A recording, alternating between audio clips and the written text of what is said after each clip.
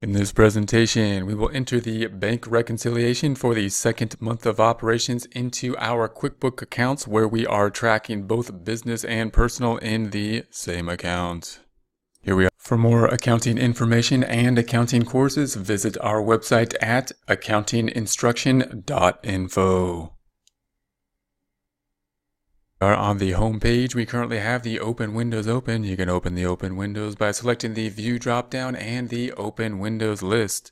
We're now going to go to the bank reconciliation by selecting the banking dropdown and going down to the reconciling item, banking and reconcile.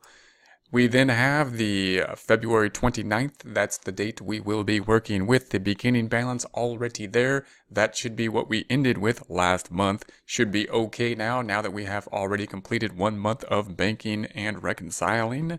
Let's double check if that is indeed the case by checking our bank statement. So that's 13,483. 13,483 is on our bank statement. I'm going to go ahead and highlight it and say that one has been found. That's done. We're already on our way, which is nice. Then we just need to cross out all the additions and the subtractions check by check as we go so that we can get to the ending balance, which should be on the 29th because this is 2020, which has 29 days in the month of February. But we're going to put that in there. So we want to get to that ending balance. That's the next thing we need to enter, which is 24598. 24598, 24598, 24598. That's what we need to end with right there. So we've got the beginning balance. We're going to end with the 24598. I'm not going to enter any service charges or interest because I like to enter those directly into the check register because it's less confusing for me personally. That might be more confusing to others, but I personally believe that it's less confusing to manually enter it. So we're going to keep it here and continue. And that's what we have. So now we've got all of the checks or the outflows on the left. We've got all the deposits on the right. And we are out of balance down here. We need to get that to 0. Because we've entered all this information directly from the bank statement, if we did everything perfectly, we should just be able to check all this stuff off and we don't have any differences, any outstanding items, including deposits or checks, because we just entered it directly from the bank statement. So we could try to just mark all and see if that goes down to 0. If it does, we entered everything perfectly and we can then reconcile. So let's give it a shot. Let's cross our fingers, mark all. There we have it. We're off by 700. But, that's kind of disheartening. But let's take a look at the bank statement and see if that makes sense, if anything looks like that 700, so we can kind of fix this really easy. So here it is, the withdrawals and the bank service charges we haven't entered yet, which add up to 4, 5, 6, 700. So if we enter that, then we should be okay. So it looks like we entered everything perfectly, which is amazing. So if we go back over here, then what we've done is just checked everything off.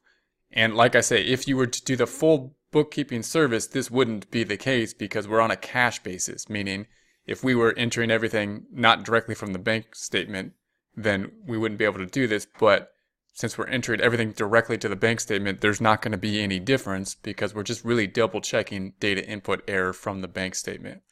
So, and just to double check a few of these, just to see what we're doing, notice that the 3000, the 41, the 9537 are checked off. 3000, 41, 9537. The 130, the 150, the 103 are over here. 130, 150, 103. Same data. It's all we're doing is verifying that it's the same data through the bank reconciliation and important check whether we enter the data directly from the bank statement or not. The reconciliation process must do, in my opinion. It's a must do thing. Okay, so we're going to do that. And now we just need to enter these last two. We're going to go to the bank statement to do that. Yes, I could have entered the service charges on that last screen, but still it's confusing to me. So I'm going to go to the register, banking, register, use register. We're going to enter these as of the end of the month. I'm just going to say the 28th, even though there's like 29 days in 2020 apparently. And this is going to be, I'm going to call it other. And the first one was for withdrawals. So we could type in withdrawals here, but it doesn't look like we did that last time. There's no vendor, it's really just us. So I'm just going to put in the amount of 400. Sorry to jump back and forth all the time like that. 400. And we pulled the money out. We don't know where we spent it. If we did know and we know where it went, if it was business or personal, we can assign accounts for it. But kind of the point of pulling out money oftentimes is we're spending it on miscellaneous stuff that we don't spend time tracking, like tips or something like that. And so we're not, unless we recorded it, we don't know where we spent it. So we're just going to put it into miscellaneous. And just note that if the more you spend with cash, the more difficult it is to track within QuickBooks, whether that be a good thing for you or not a good thing. That's just the way it is. If you want to track things easier, pay for it with the credit card or bank electronic transfers or checks. Those things are easy to track. Cash is not. So pros and cons of those two items. And so we'll enter that. And then we have the next one, which is going to be the bank service charge, 300. And so once again, I'm just going to call it other. It's not really an electronic transfer. We could stick with the E. That would be okay too. But it's going to be 300. And this is going to be bank service charge. So we have a bank service charge. Now this one's kind of that tricky one where we decided to split between business and personal because we're using the same checking account for business and personal. So notice we have two bank service charges. If I type in bank service charge, we've got a personal one and a business one. So what we want to do is break it out between business and personal. So I'm going to say that there's 150 that's going to be business, and then I'll say bank service charge 150 for the personal. And we should probably assign the classes as we go this time. That'll make it a little bit easier. So the class, this is going to be business, and this is going to be personal. And so if we didn't do that, we'd have those two unclassified in the reports again, that we would just have to go back in and assign the classes as we've done in the past. So we'll save and record that. And let's do that same thing for this one too. Let's assign a class to it instead of going back to the report. So I'm just going to go to split and assign the class to personal, and then record that one. And then we're going to go back to reconcile.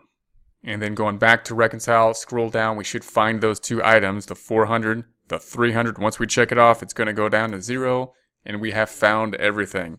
So see how easy this should be if we enter it directly from the bank statement, because we're on a cash basis, and it should be a fairly easy process. And if it doesn't reconcile, it should be something we should be able to fix pretty simply, and it's necessary to do that. It's just a good little check for us to make sure that we're entered, there's no data entry errors, or at least it checks for some specific kinds of data entry errors, like number, miskeying the number. So anyways, we're going to reconcile now. It'll go through the reconciliation reporting. We're going to check out the reports real quick. And here's the summary report. Doesn't tell us a whole lot because it's just telling us that we've entered everything directly from the bank statement correctly. Notice a normal bank reconciliation, if we were doing full bookkeeping accrual basis, would have outstanding items, outstanding checks and deposits. We don't have any here. Although we've written checks that haven't cleared yet, they're not in our system because we haven't entered them into the system. We only enter the ones that cleared according to the bank statement. So that's that one. And then the detailed one is just going to match all the information that's basically been entered and cleared from the bank statement. We already have that information. It shows us a duplicate of it. It doesn't give us the normal detail we would expect from a reconciliation, outstanding checks and deposits, because we're on a cash basis. We're entering data as they clear, not as we write the checks under the system we're using here. For more accounting information and accounting courses, visit our website at accountinginstruction.info.